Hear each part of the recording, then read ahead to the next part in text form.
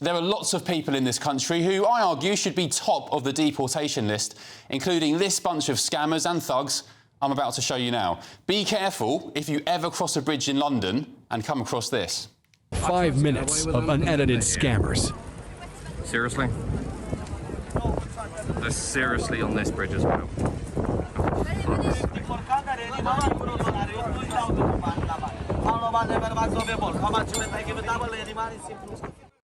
So, if you're not familiar with the scam, it's called the cup and ball game, or shell game, and the gangs behind it are mostly Roma gypsies, the same people who frequently erect tent cities across London. Tourists are told to follow the ball under moving cups and tricked into playing the game by watching gang members pretending to play with their colleagues and winning big money. Met Police reports on the scam say it involves many people travelling Europe-wide in organised crime fashion. They say offenders are overwhelmingly Romanian nationals and they're split into teams who conduct the games together each time. They consist of the gambler, who operates the games, lookouts, stooges who pretend to win big money and trick tourists, and pickpockets as well. They're usually professional groups who travel across Europe as a team. And if you dare film them in public, like you're allowed to do, by the way, you'll be met with this. No picture, brother. Hey, no picture.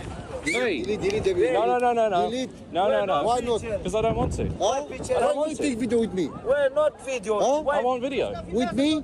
No, Huh? with that. No. Sorry? No video. Go. Hey! What picture? Hey! Pussy. That's disgusting. You are pussy. That is disgusting. Why film me? Why are you spitting? Yes. Why? Where pussy? Well, it wasn't caught on camera there, but the lad filming their scam was spat at, which for me is the lowest of the low. I'd rather be punched in the jaw than be gobbed on. And unfortunately for the guy filming, a guy on TikTok with the account London Scammers, he was spat at again, and this time it was all caught on camera. Go. Pussy. Hey! Right. Well, that is disgusting.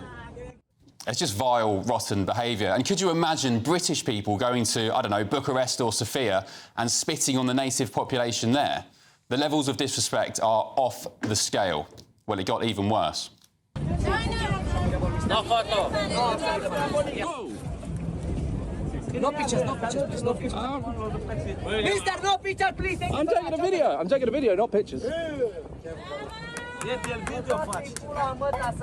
Wait, you understand? Hey! Don't touch me!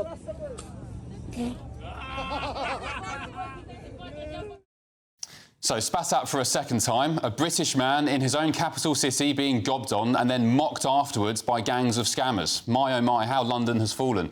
Shockingly, it wasn't the end of the drama because these people frequently operate all across Westminster Bridge and indeed other London bridges in their bid to fleece tourists. Do you mind? Can you not touch me? Go, bro. What? No. What?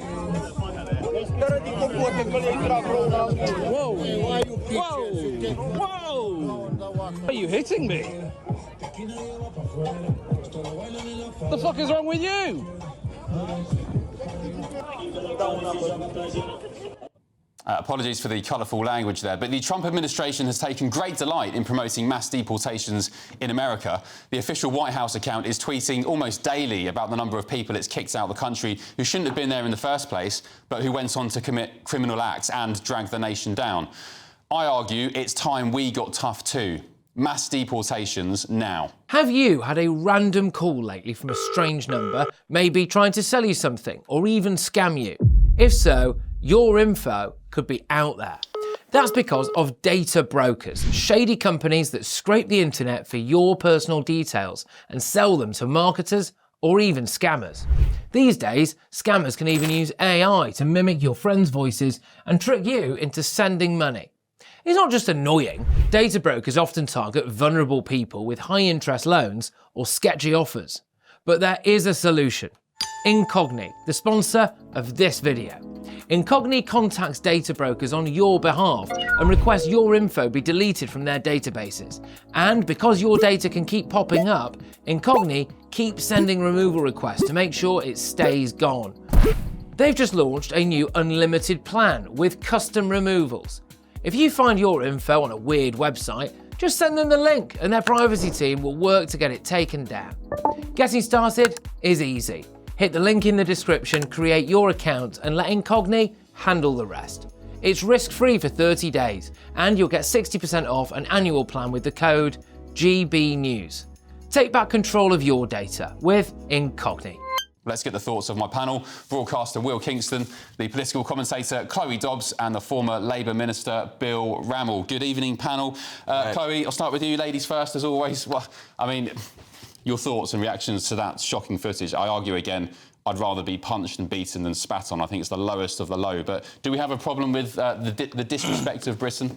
Yeah, I mean, I literally just on the way into the studio, I went into Sainsbury's to buy something and some guy was shoplifting and then spat on the lady that was trying to stop him from stealing the stuff. Yeah, just on the way in here just now. Tonight? Unbelievable. Yeah, and the guy wasn't even stealing that much stuff. He just had like 10 quid worth of stuff, but thought, I'm just going to get my snacks for the evening and I don't need to pay because there is no policing. There are no consequences for this stuff. I walk across Westminster Bridge fairly frequently and you would think it's a nice place to go, beautiful view with the Palace of Westminster, but I walk through there making sure that my phone is all tucked away or I'm hanging onto it really tightly, just trying to weave through all of the scammers. You've got people trying to shove roses in your faces and then, you know, they shove them in your hands and then try and make you pay for them.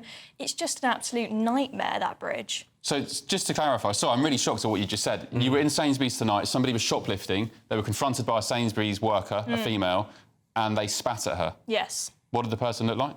Well, I think he was English, right. But he's just, you know, wearing hoodie, trackies, smelly, it's not put together, probably hasn't got a job, or even if he's got one, just can't be bothered to pay for anything. It was, you know, an entitled young person is the impression Disgusting. I got. Absolutely vile behaviour. Will, your take on all this?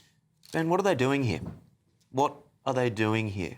The thing is, you've said mass deportations now, I agree with you, but it has to go further than that.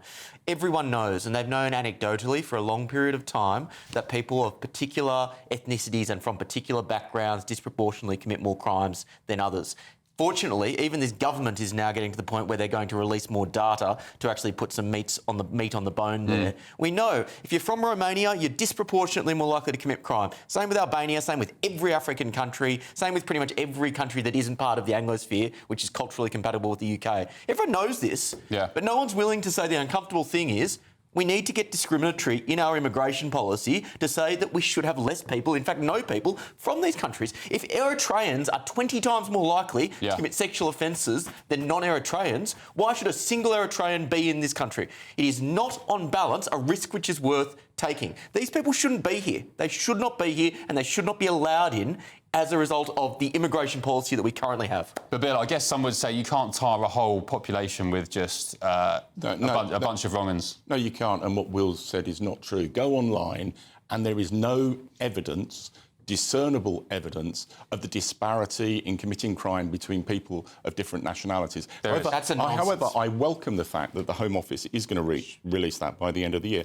But look, what was depicted there is disgusting. There's no other word for it. And there is a problem with Romanian scammers. It's organised crime, you know, it includes online dating, tax fraud, financial fraud and cyber crimes.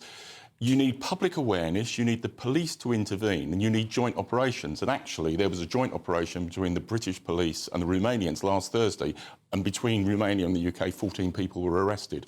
We need more of that. Ben, I need a right of reply there. The Centre for Immigration Studies has done a lot of work now around crime figures. We know that people from Africa, from parts of the Middle East, from countries which aren't culturally compatible are more likely to commit crimes. I think from Eritrea, top of my head, it's about 20 times more likely to commit sexual offences. I think Somalians 8.8 times. But Bill, like, even if you don't believe the facts, are you trying to gaslight people and suggesting that someone, even if you're saying, if you don't agree with those numbers, are you honestly trying to tell me that someone from a third world country like Eritrea is going to be, on balance, the same level of probability to commit a sexual offence than someone from New Zealand or Australia? No. Are you honestly trying to tell me me that. Look, I mean, one, I'd urge your viewers to go online and actually look at the research evidence, and there is not the research evidence to back up what you're saying.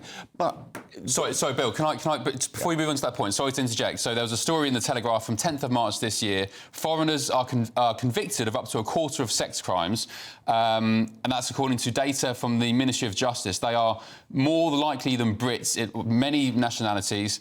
Sexual crimes, drug crimes, thefts, violence, to commit those crimes more than native British populations. Two nationalities, Afghans and Eritreans, were more than 20 times more likely to account for sexual offence convictions than British citizens.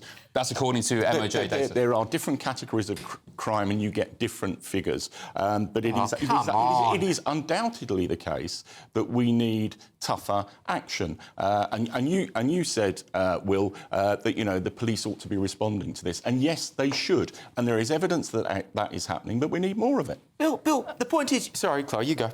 Well, I mean, a few things to pick up on there. So, first of all, policing absolutely needs to step up. We've spoken about mass deportations. They need to be nicked first before... Well, even Nigel Farage is not in favour of But when it just comes... Just going back to your point about the data, we can argue about which stat is the most reliable and whatnot, but just use your common sense. If people come here from countries where they maybe have backwards views about women, we know there are plenty of countries where they'll marry off, young little girls and they don't really know what consent is, and then, there are countries that people come from that third world countries where there's not much governance and the place being run by gangs and people being up to criminality is just the norm.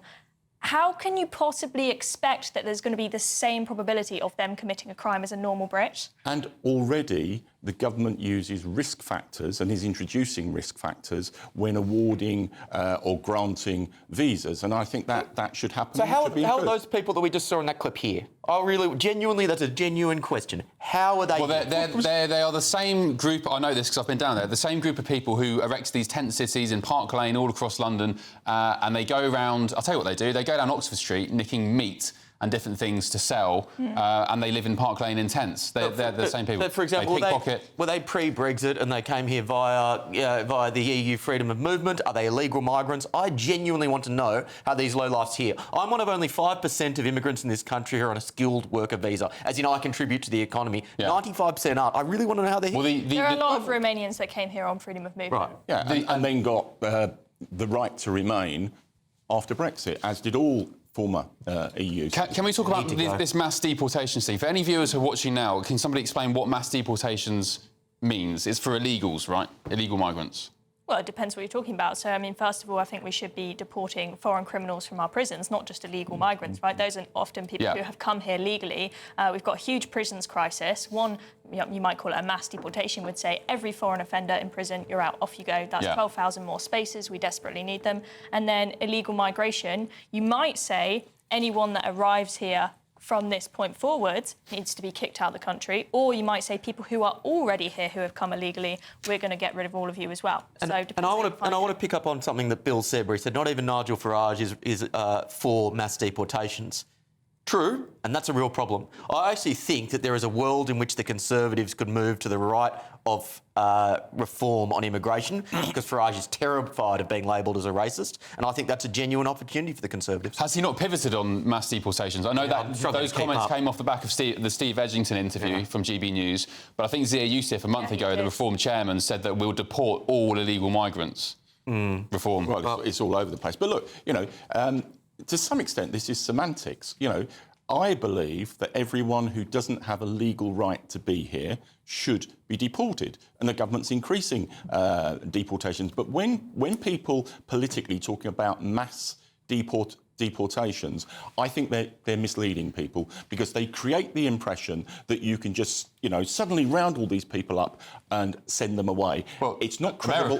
It's not realistic. The Trump administration is. I touched on it at the introduction there. The White House is tweeting daily pictures of foreign criminals, people who shouldn't be there in the first place. They're saying this guy committed a sex crime. We've just sent him on a plane back to El Salvador or whatever. They are tweeting daily. They're on it. So long as Labour decides to stay a member of the ECHR, we won't be able to do any kind of, if you call it, mass deportations like the US is doing, unless someone's got the backbone, the tenacity to leave the ECHR. There's no way that we... Well, I don't think Labour would be in favour of it anyway.